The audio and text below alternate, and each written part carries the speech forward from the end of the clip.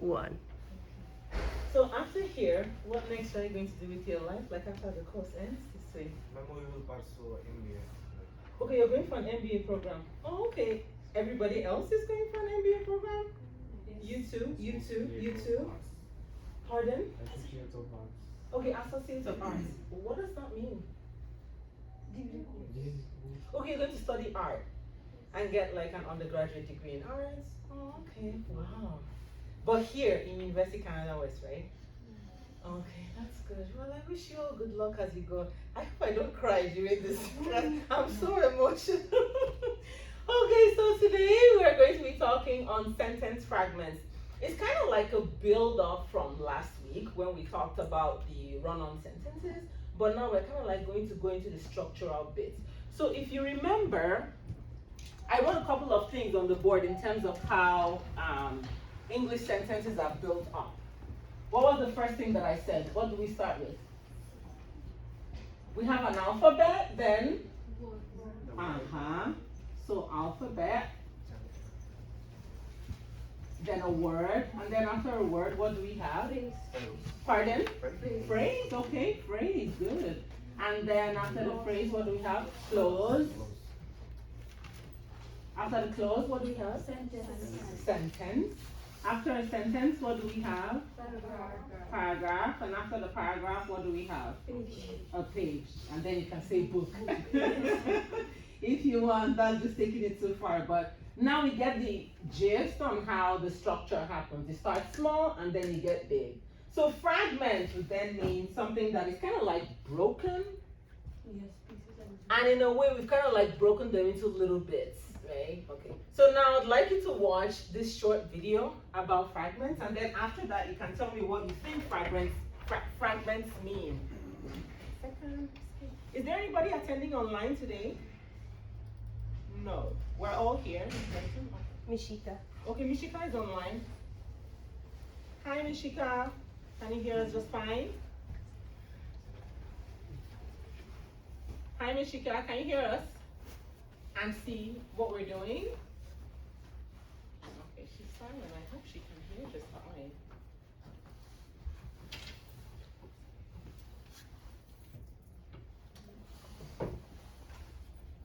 Hello, grammarians. David here, along. Okay, I'm just gonna make it bigger so that it's obvious. Big enough? Yes. Okay, ready? Meg, breathe. I love your bracelet, but the video is about to play. Hello, grammarians. David here, along with my cousin Beth, who also happens to be a teacher. Say hello to the people, Beth. Hi, people. So today we are going to talk about sentence fragments, and Beth, you cover these in classes that you teach. Could you tell me, please, what is a sentence fragment? Great. A sentence fragment is when a student writes a sentence and they think it's a sentence, but it's one that tells maybe what happens, but doesn't include who, or it might include who, but doesn't tell what happens. So sentence fragments don't tell the whole story. Mm-hmm. The way I would put it is that a fragment is a piece of a sentence that cannot stand on its own, but nevertheless incorrectly ends with a period. So the whole story, for instance, would be a fragment. This is a fragment. It could be a sentence, but it's missing something. Beth, what is it missing? What is the whole story missing? Well, we've got a subject, but we don't have what we would call a predicate. In other words, so we're giving a subject, but we're not telling what happens to that subject. All right, so the whole story began 10 years ago. And now we've got our subject here, the whole story, and now we've given it a predicate. Similarly, if we just had this predicate, and we just said it began 10 years ago, well, that's not enough to be a sentence either. That's also a fragment. Because now we've got a predicate, but no subject. Right, we're telling about something, but we don't know what. So in order to be a sentence, you need to have both a subject and predicate. So you need to have a thing, like a noun or a pronoun, and then you have to have something happen to that noun or pronoun, or something performed by that noun or pronoun. Right, so like the pancakes, period, it's not a sentence. But pancakes were delicious is. So you've got a part that names, that's your subject, and then you've got the part that finishes the thought, that's your predicate. Let's look at another example.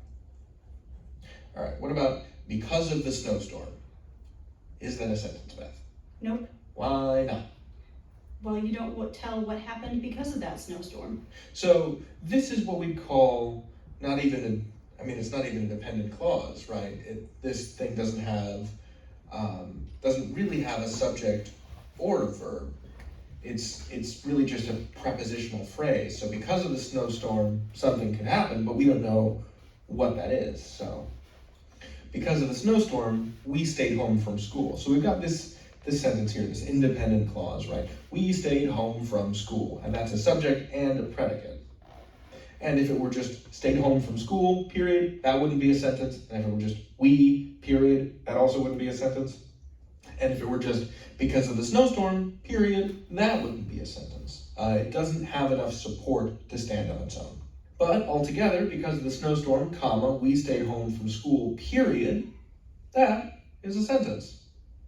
So in order to make sure that you're building sentences, you have to make sure that what you've got is a subject and a predicate. You've got to have a subject and a verb, put them together, slap on a period, you've got a sentence. You've got some good sentences there, David. You can learn anything. David out. And Beth out. Okay, so what do you think a fragment is based on this?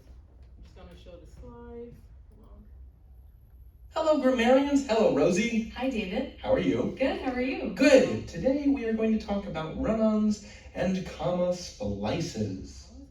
So a run-on sentence is what happens when two independent clauses are put together in one sentence without any punctuation or coordinating conjunctions like and, but, or.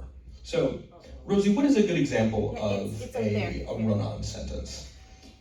We bought nails, we bought a hammer. Yeah, so we can see Close to the folder. that this sentence contains two individual independent clauses. So we've got number one, we bought nails. Number two, we bought a hammer. Okay, thank you. So it opened twice. Another angle. Wait. So here we go. And yes, now we're back on. So, what do you think fragments mean? Missing sentence. Missing sentence? Incomplete story. Wait, hold up. Missing sentence and incomplete sentence. Farhan and Michelle both say incomplete sentence. Tika, missing sentence. Who else has something different? Don't tell the story. Missing verb or some subject. A sentence missing a verb or a subject. Okay. Marisol, did you want to say something? Don't tell the whole story. Missing a subject or predicate. Okay, from M&D. And then doesn't tell the whole story. Marisol. Any other thing? Incomplete. Incomplete sentence, Vikram. Okay, so we're all right. We're just all saying the same thing. Another thing that I discovered while I was preparing the slides for this is they didn't mention, like I didn't see a lot of research talking about how fragments can be caused by typographical errors, but you'd agree with me that typographical errors actually can also be fragments. Because sometimes you're typing on your phone or you're writing something really quickly and then it shows like half of an idea. So typographical errors also are kind of like fragmented bits of sentences in a way, but then yes, we're all correct. So today we're going deeply into what a fragment is. We want to know why it matters when we write, like what makes it so important that we have to focus our attention on them. And they're models, so we're going to see different types of fragments and how and when they occur, and then we're going to try to fix some fragments. I do have a quiz at the end, so let's see if we get in 5 or 5. Okay, so a fragment is hi, Sajal. A fragment, we've all agreed that it's either something that is missing a verb or a subject, a predicate, missing an object, incomplete. We all have different ideas as to what it is. And if we're to go into some very serious sounding like definition, then it would be this. So it's a piece of sentence that cannot stand on its own, okay? Yet it ends with a period. So we do that very often, and I've seen a lot of fragment errors come from little children below the age of, I would say, 5, somewhere around 2 to 4, when they're still mastering how to speak English, and then they use small words, me, eat, you go, those little things. So when we're adults, it doesn't seem so cute. But yes, when we're kids, it can. But in the real world, you can't write or speak like that. I think one thing that makes fragments happen, aside from typographical errors, though, is we often write the way we speak. Often. But spoken English and written English are two completely different things. The trick is to know when to transition from, yes, I'm saying this because I'm just having a chat with Andreas, right? But when I'm going to put that down and send an email to him, I'll have to make it sound more formal, make sure the parts are together, and then ensure that I put my period at the end. Any questions so far about fragments? Are we all good? So John, are you good with what fragments are? Yes. Okay, I know you came late, but if you want me to back up a bit, I can. All right, so there are two main types of fragments, a phrasal fragment and then a subordinate clause fragment. What do you think I mean by a phrasal fragment? If we say that there's a fragment, that we can have fragments here or fragments here, then what do we mean?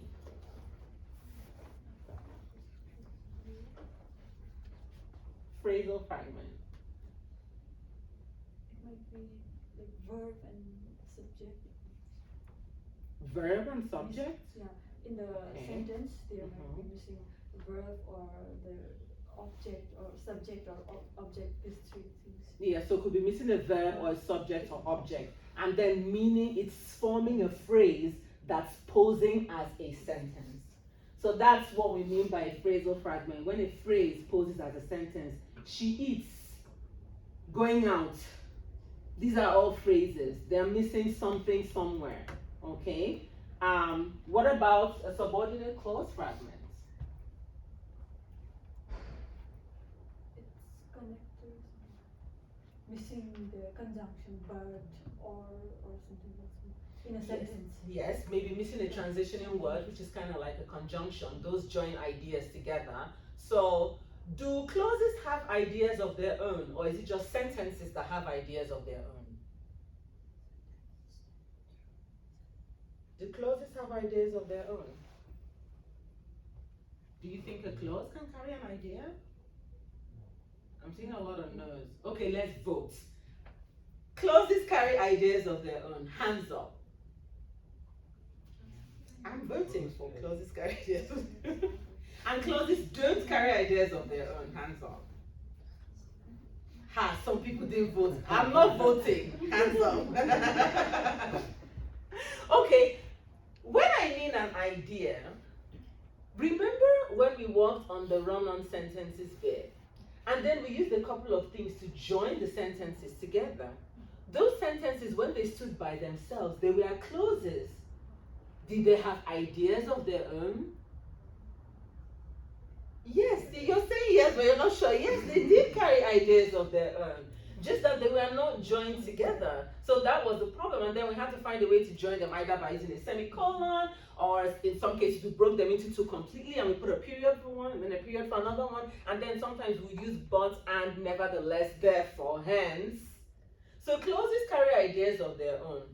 When you have a subordinate clause fragment, it means that you've separated the main clause, but it cannot stand on its own as a sentence. It still needs some help somehow. Either, as you said, adding a transitioning word, like Tika said, but what else do you think we can do to make clauses become full sentences?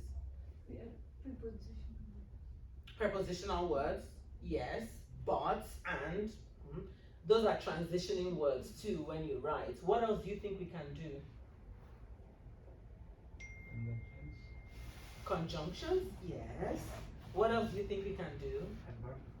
Adverbs. Where do you think we would put the adverb? Your mistake, are you sure? Because I was going to think if something could work in that regard, maybe. Because adverb describes a verb. So first of all, we have to have a verb, and then clauses always have a verb, that's for sure. So they generally would maybe miss an object sometimes, or sometimes they mix the subject, but they would always have a verb somewhere describing the action. So if you just put an adverb, you may not quite fix it. So I wouldn't say that that's one of the solutions, but two clauses can be combined using a subordinating conjunction or an adverb to show the dependence of one clause or the other. The idea is that there are two separate ideas, but each idea is linked. So you want to show how they depend on each other to make meaning in that sentence. That's why we have a subordinate clause fragment.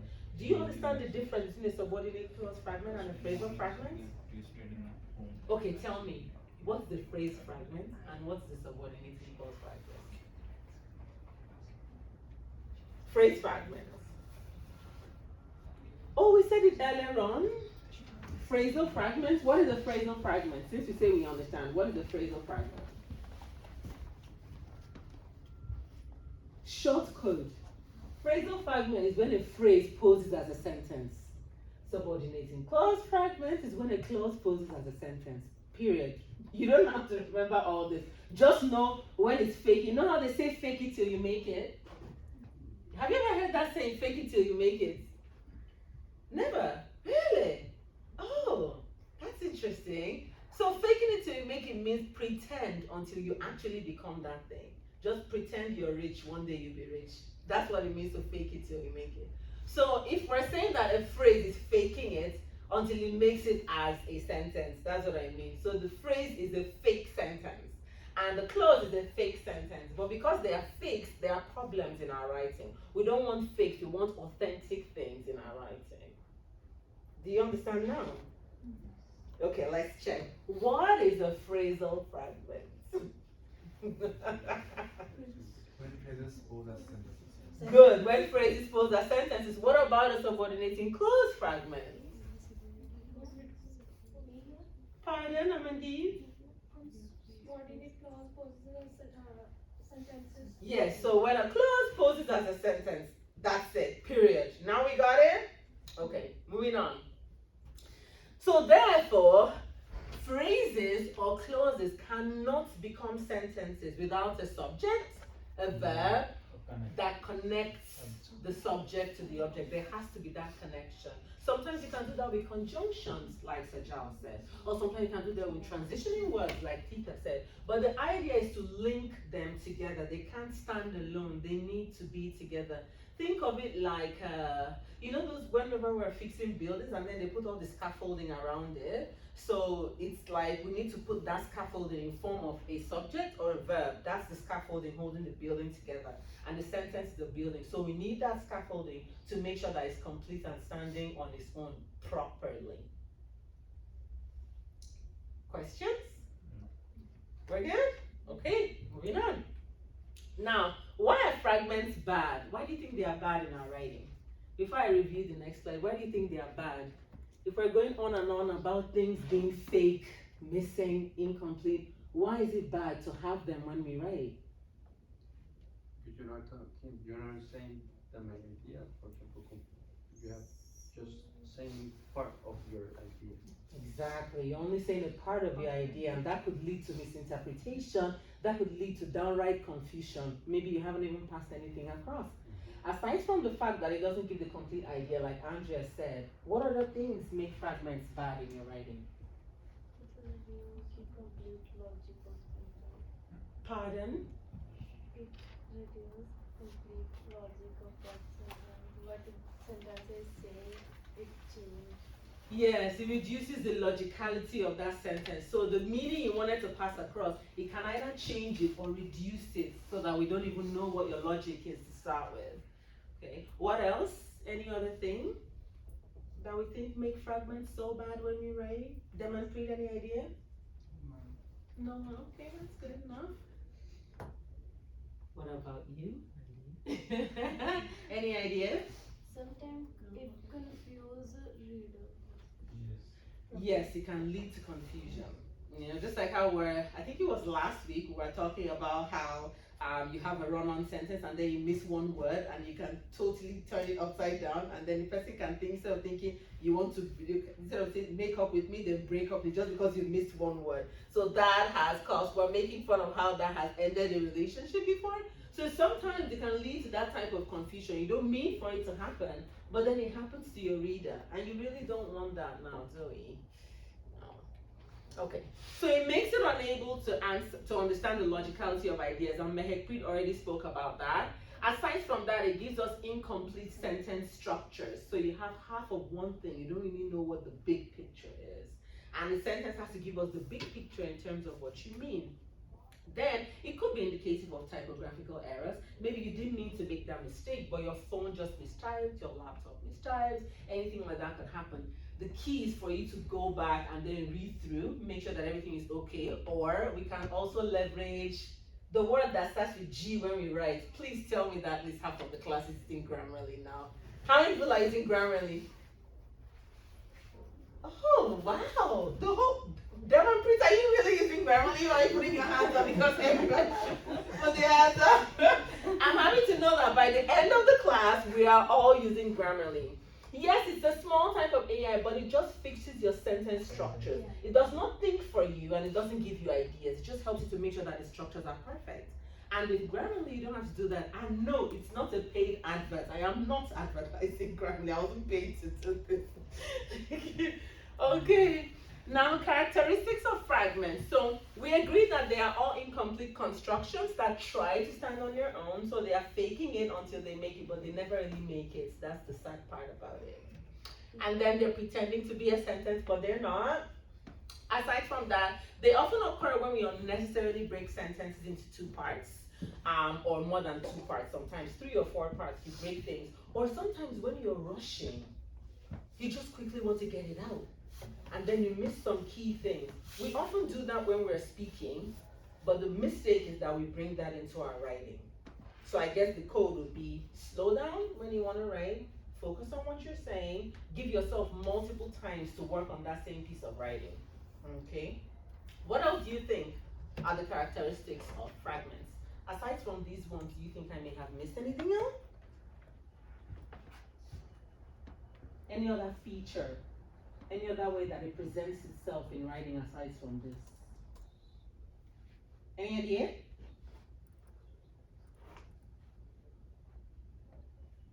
No? Should I take that as a no? Well, I think I covered pretty much this, like all these 3.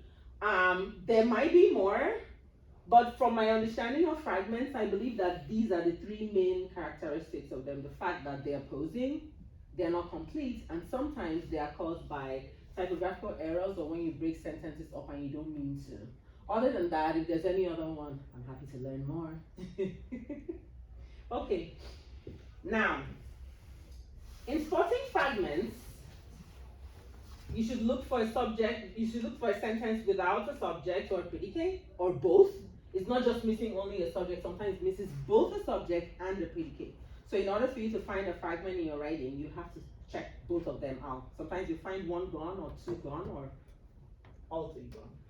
Transitive verb without a direct object. So there's a verb that is describing an action, but the action is not placed there. She eats. Eats what? So the verb is saying that someone is eating, but what's the person eating? So she eats then becomes a phrasal fragment because we don't have any direct object that the verb can transition into. So that's one example. Aside from she eats, do you have any other examples of a word that is missing an object after the verb? I guess she eats. Rice. Pardon? She eats rice. Like, She slides. she eats rice. She eats rice. That's actually a complete sentence. She likes subject. Which one subject is one? So give me one where there's no object, but there's a verb that ends it. She greets. She greets. Yes. Who is she greeting? We don't know. Which other one? She eats. She greets. She talks. She talks. It hurts. It flies. To where? She like. She likes. So different things. Like once we're missing a direct object after the verb, then we know that that's a fragment. We need to complete it. Okay. And then a subordinate clause without an independent clause. So either you take both clauses and make them a sentence and split them apart, or you join them with a transitioning word like a conjunction, conjunctive phrase, like you said, mix it there so that the idea flows. These are the 3 things you can look out for when you're spotting fragments. And of course, the 4th one, check that the spelling is done right with grammar, because it could be a typographical error and then you don't know. So I should have added that part, but I guess Grammarly can cover that for us, right? Ish. Okay. Now, when you want to fix fragments, first of all, examine the structure of the sentence. So decide what you want the sentence to be or what you want it to say. After that, decide on the main purpose, the meaning you want us to understand when we read the sentence. Think backwards. Think from the end. When they finish reading this book, I want them to understand this about academic writing. So how do I frame my questions? How do I frame my choices of chapter? You basically think it's strategy-ish. Yes, it is. Thinking it's strategy. So decide what your main purpose should be.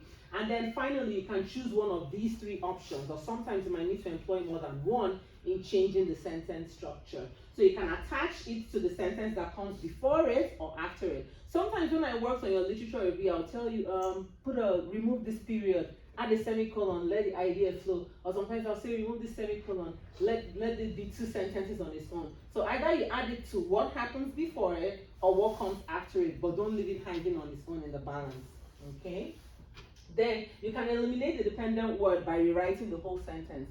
Sometimes some sentences will start with a verb that's missing an object, or sometimes they'll end with an off. Remember I told you can't end sentences with a preposition. On, off, with. You have to show another part of that idea because it's grammatically wrong to end sentences with preposition. Sometimes some people start sentences with because. Has anyone in this class ever done that? Start a sentence with because. I've seen it, don't lie. You also can't start a sentence with because when you say because, you're telling me that something happened and then this was the result. So you need to tell me the thing that happened before you go to the result. Don't go straight to the result and then leave me hanging to guess what happened. That's why you can't start a sentence with because. So in this case, you eliminate that dependent word and then rewrite the sentence so that it starts. Is that us? No, we're safe. Okay. So you start with the subject so that we know what happened, give us context, and then show us why, the consequence of that thing that happened. When you miss either, that's how we wind up with fragments, one half of an idea. So, like imagining, you know, one of those cartoons where you have like someone's head, and then you have it, and it falls apart. That's how your fragments look. They just fall apart like whoop. But we want the head to be together. All right. Then you can add a subject or a verb to the sentence so that it's complete. Like she eats rice. She sings Hindi songs. She dances to Afrobeats music. Make it a complete idea, complete argument. Give us the whole picture. Don't give us a little bit of the picture. We want to see everything. Okay? Any questions so far on fixing fragments? Any questions? We understand how to fix fragments. We know what to do. Okay. This is a fragmented sentence, and this is the correct sentence. What did we do differently? Okay, we added a subject, Farhan. Okay, and the subject is? I. Great. Excuse me. Yes, please. Mishika? Yes. Yeah, I just joined the class before 5 minutes ago. That's Mega. Mega? Who's Mega's voice? I actually don't know what is fragmented sentence, so can you please give me a rewind? Okay, so Mega is asking us to please give her a rewind as to what a fragment is. She just joined the class 5 minutes ago, so I'm just going to try and go back a bit. But, can you hear us when we speak loudly? Mega? I'm sorry? Can you hear us when we talk? Good, okay. Yes, I'm able to hear you as well. So, what's a fragmented sentence? Who can tell Mega what a fragmented sentence is? What's a fragment? She just joined 5 minutes ago. She doesn't know. Everybody said that they knew when I said any questions. So please, who can tell Mega what a fragment is? Pardon? Oh, Vikram? Oh, who knows? You were nominated. Would you like to tell her?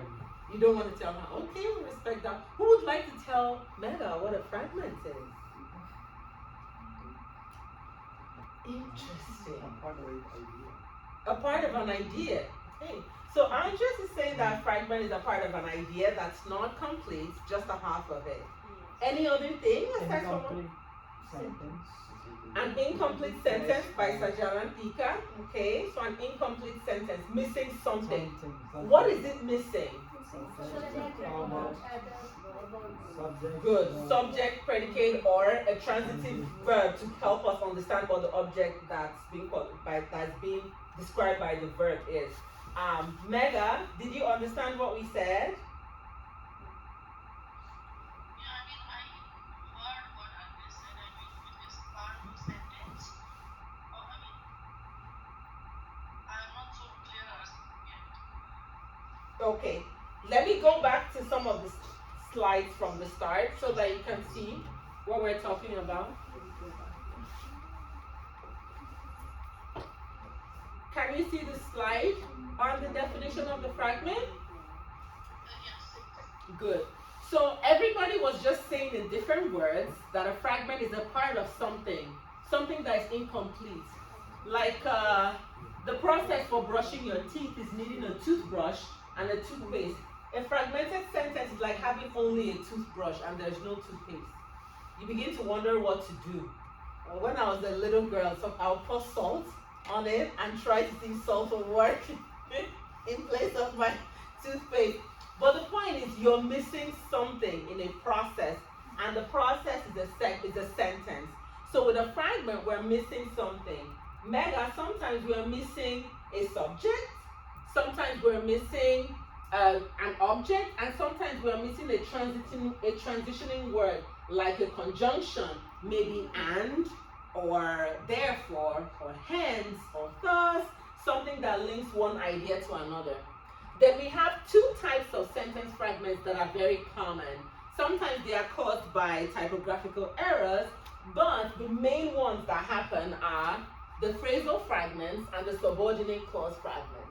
In a phrasal fragment, you have a word that is a phrase, and it's made up of only maybe a subject and a verb. So let's say she eats, but we don't know what she's eating. We don't even know when she's eating, and we don't know why she's eating. Some people eat because they are hungry, some eat because they are bored. We need more information about this eating girl, right? Then you come to a subordinate clause. Then you have two ideas together and they are not linked, but they are both in a sentence and we have a period at the end. So we either need to separate those ideas or link those ideas together, that's the clauses, so that they are part of one big picture. Oops. Sorry about that. Now, Mega, does that help or should I keep going? Yeah, I'm pretty much clear right now. Okay, good. So now that you're clear, we're going to...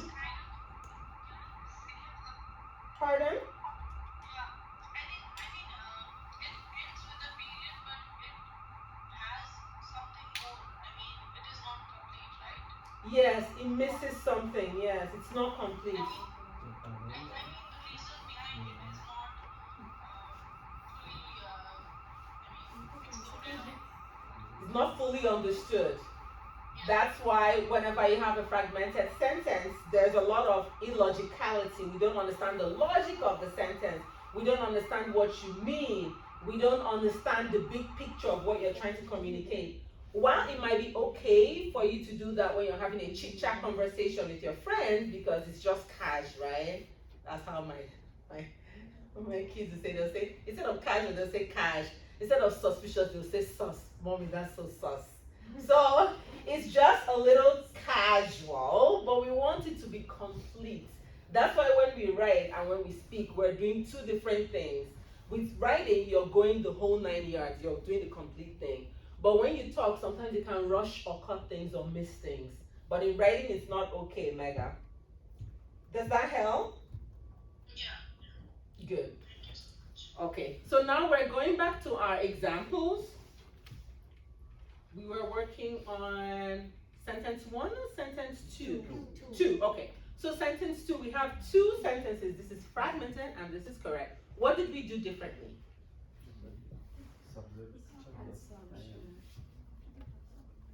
Where did we add the subject?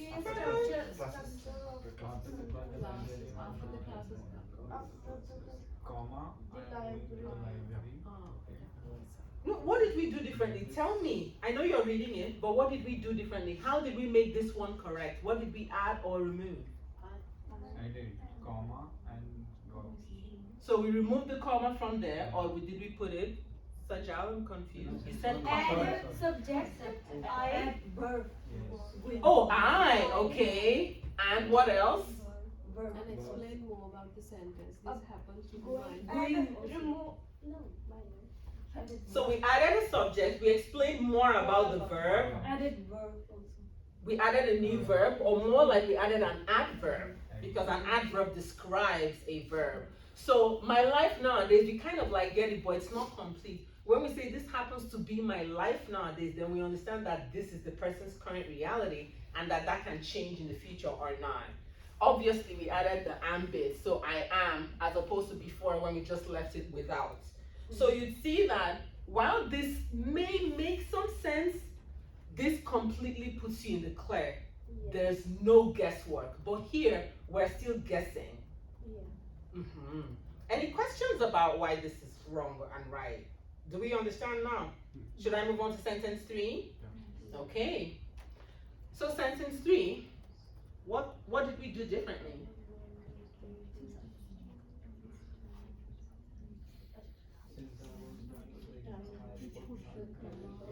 Pardon, Mahekri, are you saying something? Oh, I would like to hear.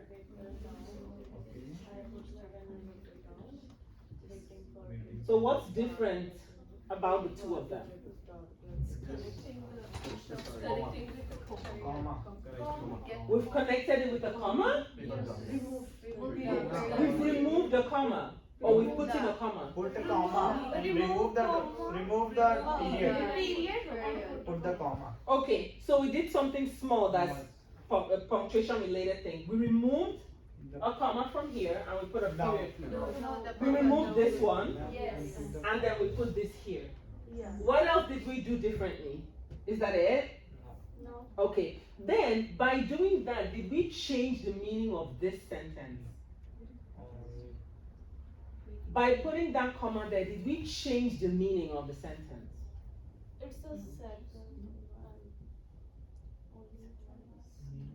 Really? So it didn't make any difference. So then why did we bother changing the comma and the period?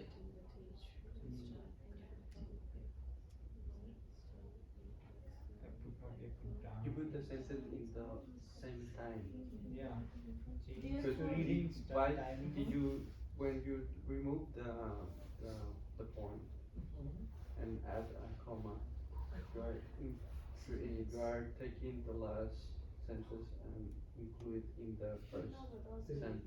We are making it become part of the first idea that's explained in the sentence. Okay. Meaning bringing it to the same time value, like sort of everything is happening at the same time. Okay, could we tell that everything is happening at the same time here? Could we tell that? No. So this connects with what we're talking about regarding the characteristics of a fragmented sentence. We don't understand the meaning. You mean one thing and your reader is on another side. So this is a clear example of that. We couldn't tell here that everything was happening in the same time frame. We thought that maybe one happened before and the other after. But by doing that small thing of taking out a period and replacing it with a comma, we've made everything happen at the same time, in the same time zone, in the same situation. The context isn't different. Do you understand now?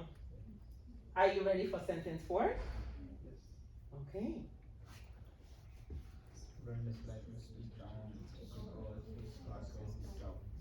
And what did we say about the word because? Explain the reason. You cannot Why Is the it- sentence is like Yes, you cannot start with the because. You cannot start a sentence with the word because, and because explains something that has happened. But if this is the beginning of the sentence, do we know what happened? No, we don't. Okay. Yes, Mahek. Go ahead, go ahead. Here is the Here we have to put output of that first sentence in a same. So therefore we remove comma. Yes. A period. What I understand is that the result has to also follow the same sentence as the reason as to why that result was created, right? So therefore, we take out the comma so that everything can be in one sentence and we understand it. Are we clear? yes. Anandi, you sure? Oh, sorry, ma'am, please. Are you good? Do you understand? Okay, cool. I hope everybody gets 5/5 in the test. Okay, next sentence. What's the difference between the fragmented one and the correct sentence?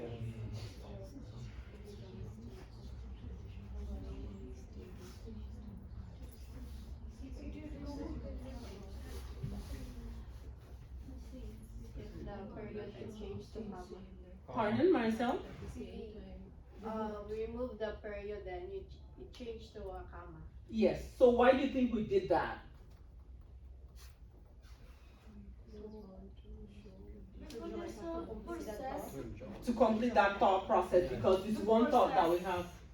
Mahekri, yes, to process? It's a process, so it have to be. It has to be part of the process, the idea we're processing, because we are processing one idea, one context that's talking about walking to the gas station because you. Also, remember when we talked about passive and active voice, and that if we wanted to make something, we would just move the subject here and then the object there. So let's say if we move this here and put it at the beginning and take this and put it at the end, will the sentence still be correct? If we say, you must walk to the gas station while we stay here, comma, since you drew the last straw, would that also be a grammatically correct sentence? No, it's okay to vote.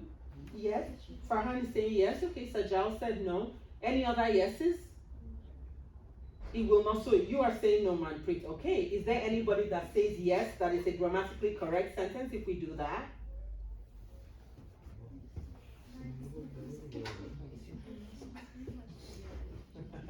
Yes, same thing.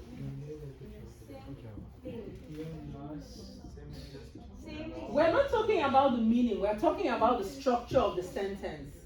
The makeup.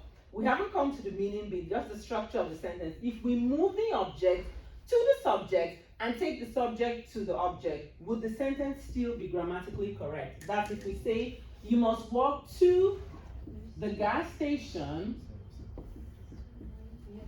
Yes. While we stay here. Yes.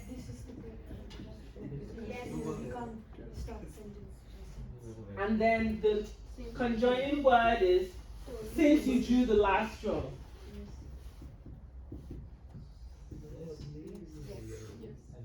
I'm hearing a lot of yeses. Is there any no in the class? Everyone is yes. Everyone is a yes.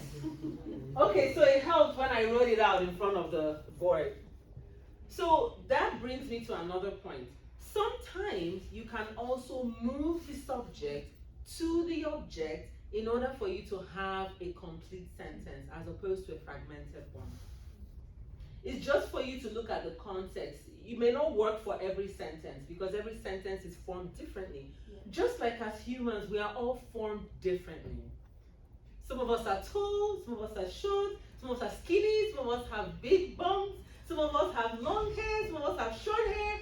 It all depends. In the same way, sentences are formed very differently. So what works for sentence A might not work for sentence B. The idea is for you to look at each context and see what might work. And how do you do that? How do you check if this will work for this sentence or not? How do you check? Right. Pardon? Maybe you can, like you say, what you do, write in a different way and read it. It is okay. You are going to understand. By trying, exactly. Andres is correct. By trying. That's like how when a baby tries to walk, you stand, you fall, you hit your face, you stand again, you keep going. So you keep trying until you find one that works. Okay? So yes, we're all correct. We can move that. But we can do something else. We can say because here. We can even put a semicolon and take out since. Like there are so many ways we can join the sentence, but it's possible to move and switch the subjects and the objects. Okay? Ready for the next sentence? All right. What did we do differently?